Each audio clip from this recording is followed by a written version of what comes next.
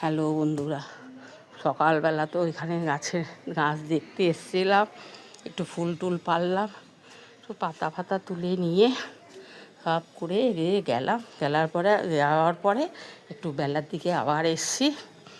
আর গাছের মধ্যে আর বলেন না, এই যে এত পোকা হয়ে গেছে। এই যে দেখুন 0050 ডিটল জল আর কি আর বলবো, একটু সাবান, লিকুইড সাবান, এগুলো দিয়ে পুরো গাছের মধ্যে জানেন তো স্প্রে করে গেছি সকালে। এখন তো মেঘলা মেঘলা আকাশ ছিল, শুকিয়ে গেছে এখন অনেকটা। এখন একটু রোদ উঠেছে, কেন অন্ধকারের মধ্যে রাত্রিবেলা খুব একটা হয় না জানেন তো, বিকালে আসা হয় না। এখন পোকামাকড় একটুখানি ভালোভাবে করে স্প্রে করে দিচ্ছি, আর ডেটলের গন্ধ যাতে পোকা চলে যায়। মাকড়সার জাল হয় না, তুমি সিম গাছটার মধ্যে হয়ে গেছে জানেন তো। আর কি আর বলি, কী করে পোকা তাড়াবো আমি নিজেই বুঝতে পারছি না। কিন্তু এই বুদ্ধি একটুখানি করলাম, দেখি সিম হচ্ছে কিন্তু, সিম ভরা, কিন্তু ওই সিমগুলো সব পড়ে যাচ্ছে পোকার অত্যাচারের জন্য। আর কিছু করতে পারছি না। এইভাবে করে একটুখানি জল টল দিয়ে গাছের মধ্যে এগুলো সব দিয়ে যাচ্ছি।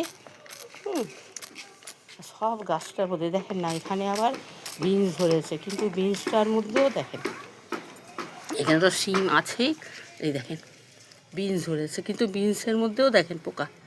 এই যে দেখেন বিনসের মধ্যেও পোকা হয়েছে। আর কি বলি, শিম বিনস এক হয়ে গেছে না, ওই জন্য খুব একটা বোঝাও যাচ্ছে না। সব গাছপালাগুলো কেমন যেন হয়ে যাচ্ছে, নিজেরই ভাল লাগছে জানেন তো। এত কষ্ট করে গাছটাকে বাড়ালাম, তারপরে ফল হয়ে গাছগুলো আর কি আর বলি, এভাবে যদি নষ্ট হয়ে যায় তাহলে কেমন যেন গায়ে লাগে বলেন তো। খুবই খারাপ লাগছে। আর সব যতগুলো গাছপালার মধ্যে সবার মধ্যে একটু স্প্রে করে দেবো, বুঝলেন তো।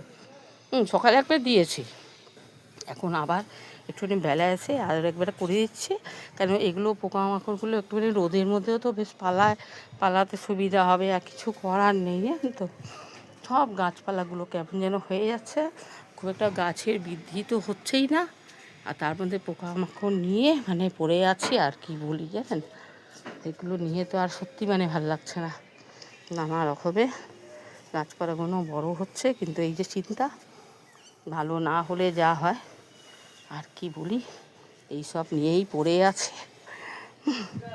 আর দেখলাম সকালবেলা এসেও তো দেখছি এত বোঝাও যায় না জানেন তো রোদের মধ্যে।